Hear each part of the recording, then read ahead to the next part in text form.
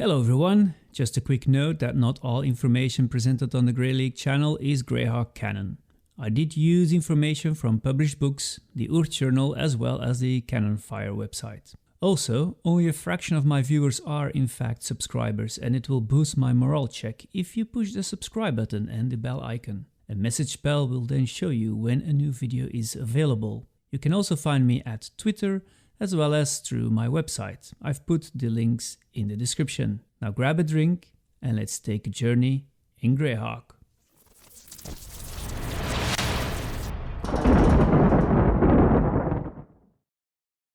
Days of sailing has finally led you to the famous port of Gradsul. You grab your belongings, walk onto the busy pier, and no sooner have you reached the nearby warehouses, or a man, dressed as a foreigner like you, but sporting a very typical Gradsulian swashbuckling hat, hails you.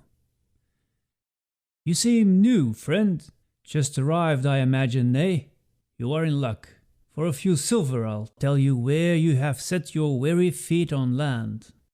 You might be surprised that Keoland, in the great valley of Sheldomar, is actually older even than Erdi in the eastern Flannes, and the foundation of Keoland represented the birth of the first post-migration human kingdom in the Flannes. For nearly a millennium, the Keosh heartlands have spanned the lands from Gradsul, here at the Azure coast, to the Rushmoors in the north, between the great Sheldomar and Javan rivers in the east and west.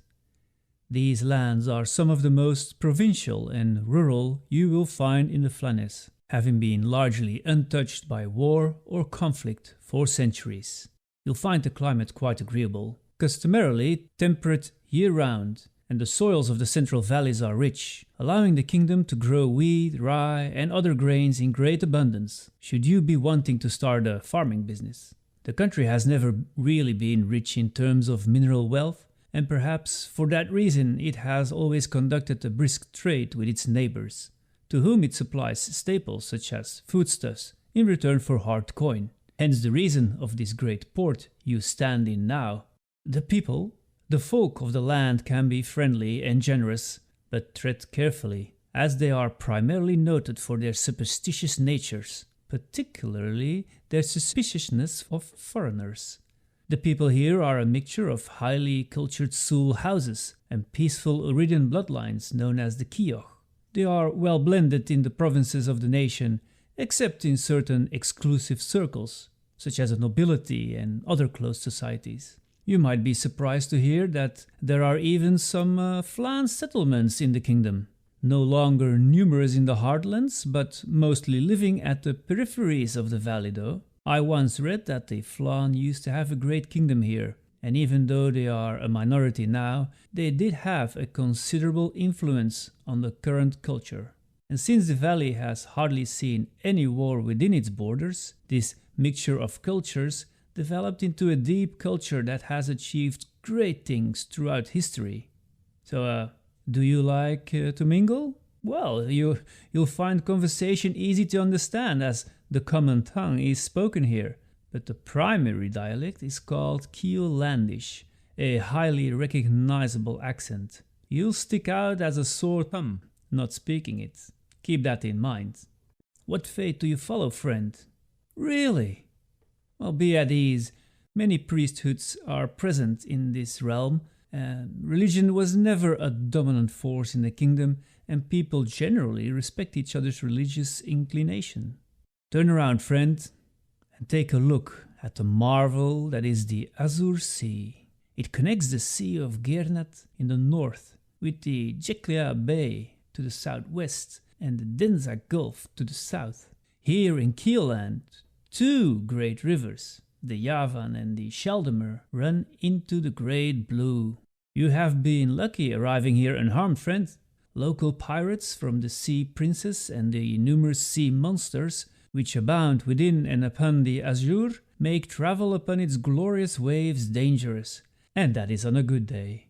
If you intend to leave the same way, do not be disheartened, because in spite of the dangers, trading upon the Azure has been both prolific and profitable for centuries, and every nation bordering the sea is engaged in it. Finding a trading ship will not be difficult at all. I myself am keen on crossing the Azure, for I have heard that many common and uncommon aquatic species make their home below the sea.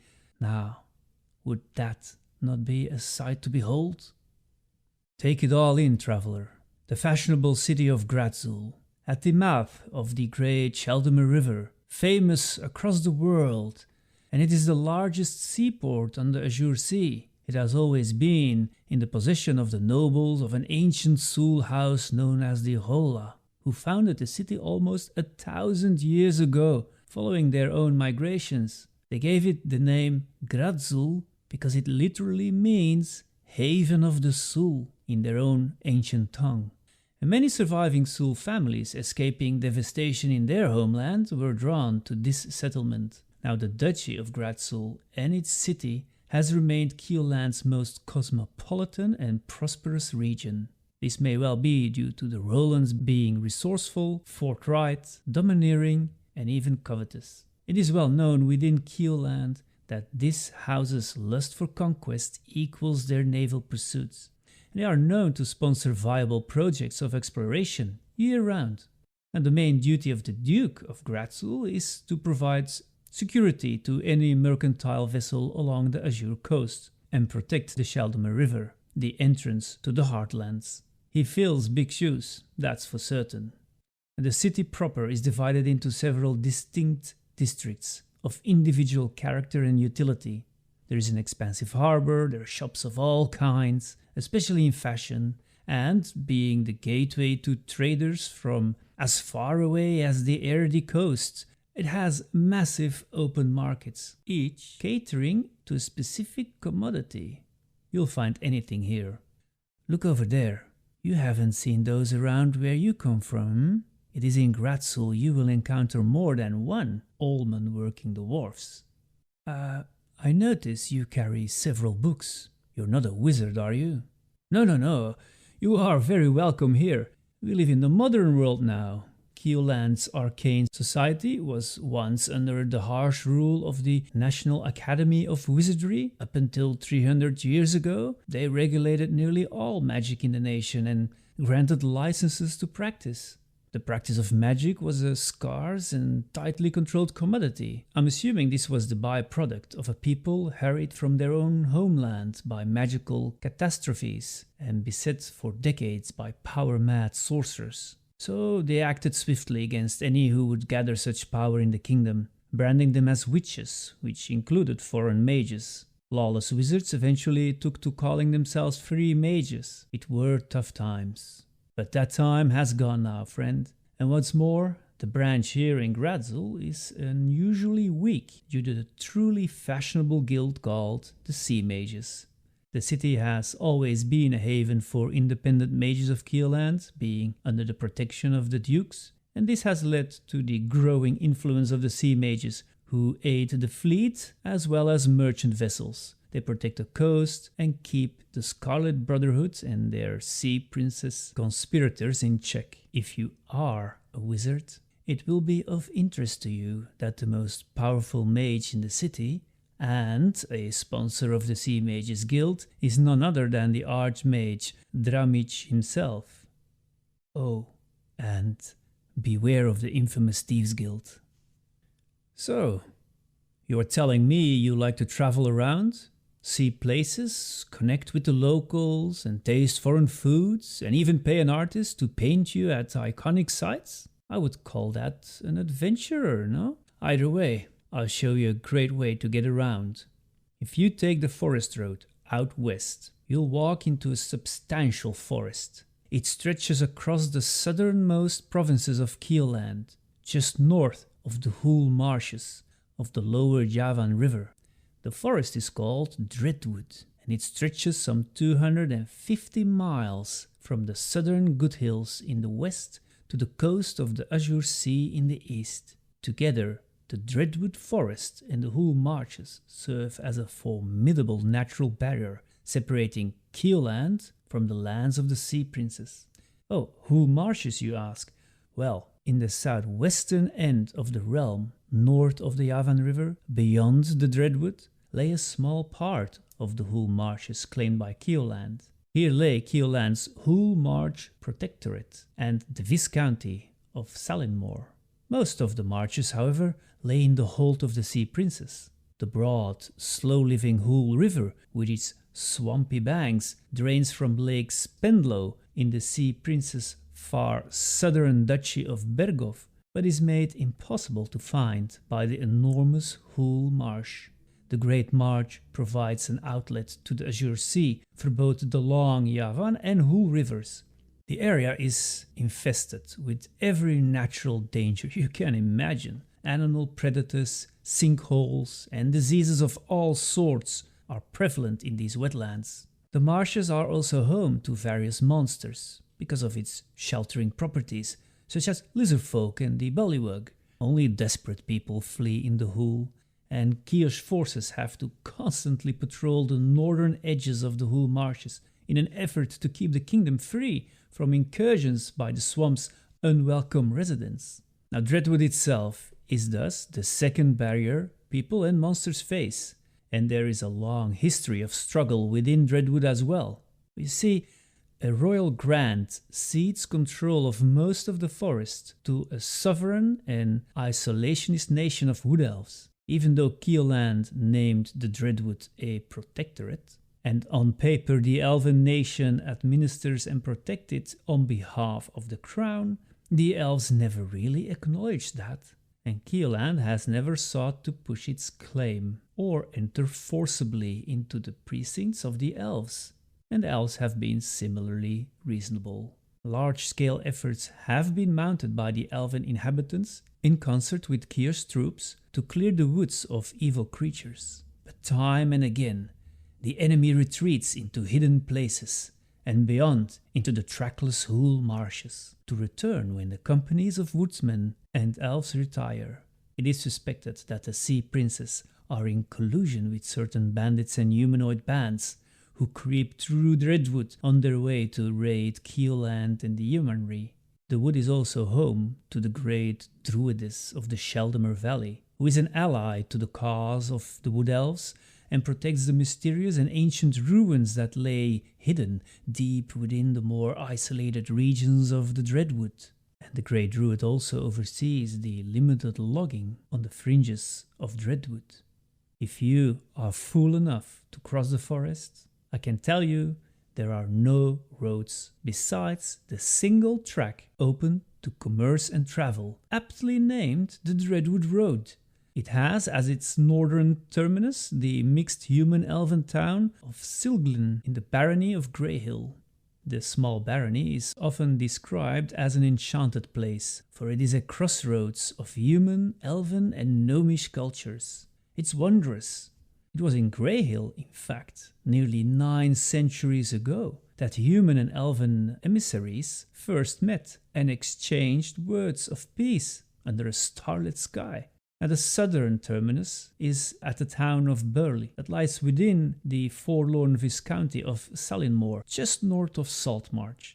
There is a coast road, though, that runs from Gradsul on the fringe of Dreadwood and stops at every seaside town, all the way to the whaling town of Redshore and Saltmarsh's capital, Seaton. If you want to hide from someone, friend, this is the coast to head to. Everyone has a secret over there. Look, I won't tell you not to cross the deep forest of the Dreadwood, but think again after this. A great worm of green scales supposedly lies sleeping in Dreadwood. To wake it, well. Keoland's borders are all rivers, and if you get to the northern tip of Dreadwood and sail on the longest river in the whole of the Flannes, the Javan, its headwaters are high in the barrier peaks, flowing through the Valley of the Mage, the dim forest, Oitwood, skirting the Rushmoors, through the Good Hills, bordering the Dreadwood until it finally flows into the Hool Marshes. It is, however, not navigable by large vessels beyond Krylor. The river crosses a range of rolling hills.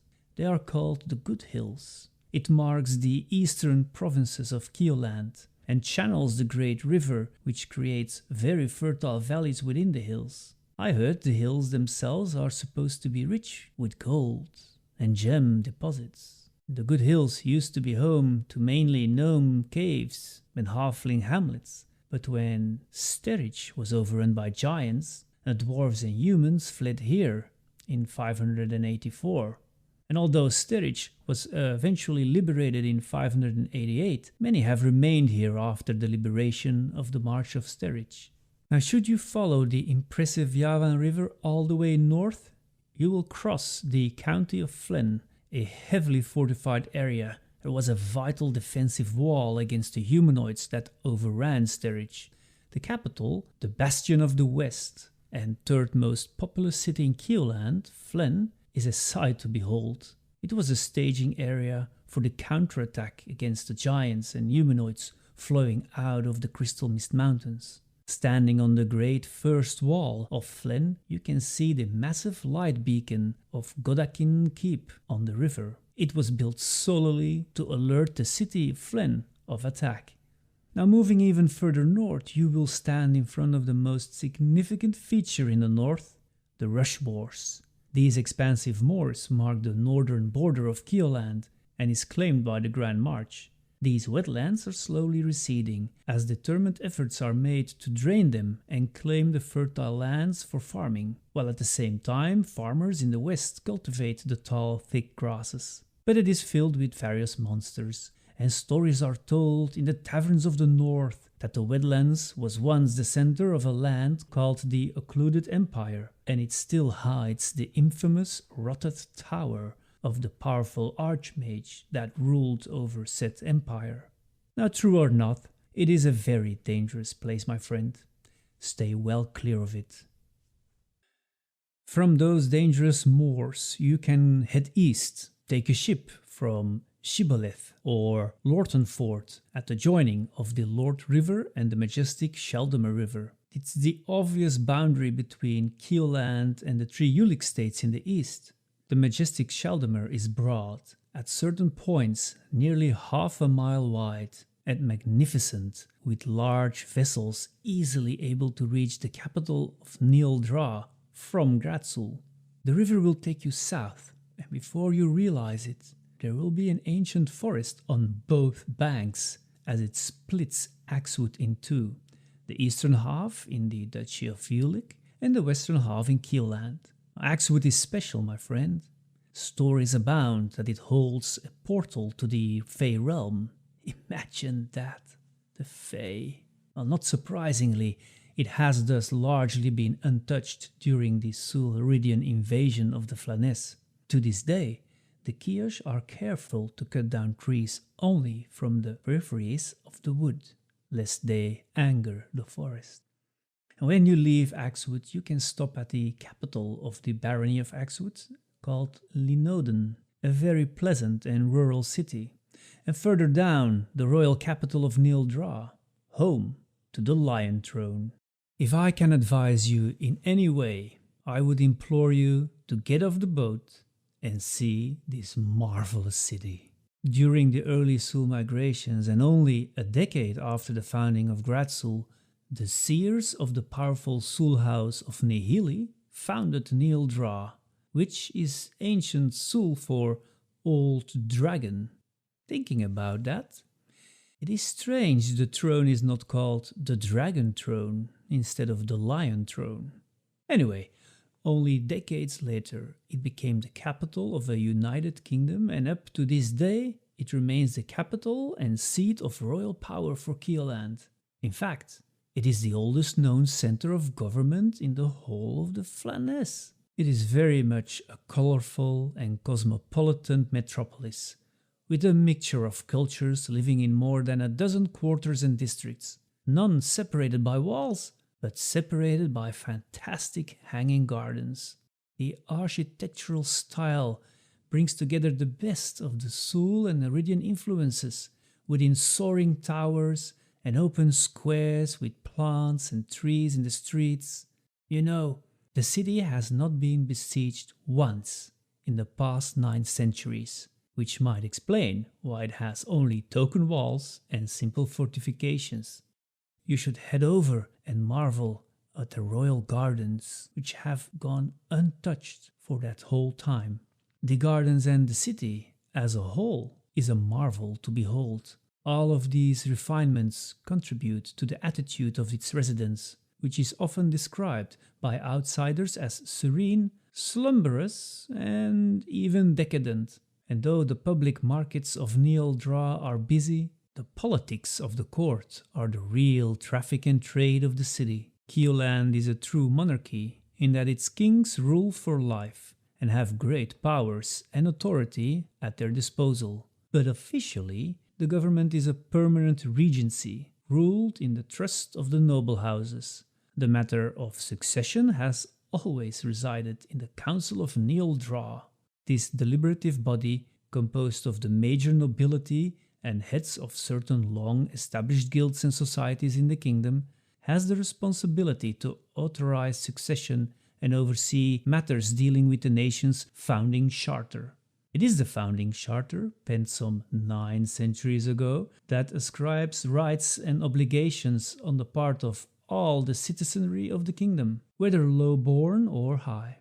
The Lion Throne, as the office of the king is referred to in Keoland, is currently held by King Kimbertos Scoti, while over 100 nobles or their representatives maintain offices in the capital. King Scoti himself dislikes the city and can often be found at his retreat near Linnoden. He is rumored to have been a successful ranger and prefers nature above the city. He probably learned the craft from the few Flan living in Keoland. Beyond the capital, the Sheldomar River skirts Silverwood, which ironically holds no actual silver but harbors pure primal forest. And I've heard some trees go back 1,000 years. Silverwood may have once stretched west until the Good Hills, but the Iridians and Sul invaders have destroyed much during their time here. Now the Sheldomar would take you all the way back to this coastal city, my friend. What lay in between all these boundaries of water? Well, besides some mysterious places I have no knowledge over, there are farmlands, fields for herding, sleepy villages, busy market towns. It's good living here, if you are looking to take root. Well, if you enjoyed my video, please leave a comment. Ring that bell icon. Not only would that be an amazing help for the channel, you will also be warned when I post another video, which is an absolutely amazing feat of magic. If you want to interact more with me, head over to my Twitter, and if you want to contribute or join the league, then head over to my website where you can check out my tiers and maybe see you play at my table. All the links are in the description. Giving me a pat on the back can also be done by using my affiliated links in the comments. Now, I do not know all the artists whose work I used in this video, and I would appreciate if you know the artist or are the artist to let me know so I can give the proper credit. That said, I also want to thank the patrons already sponsoring my work. I'll take care and see you soon.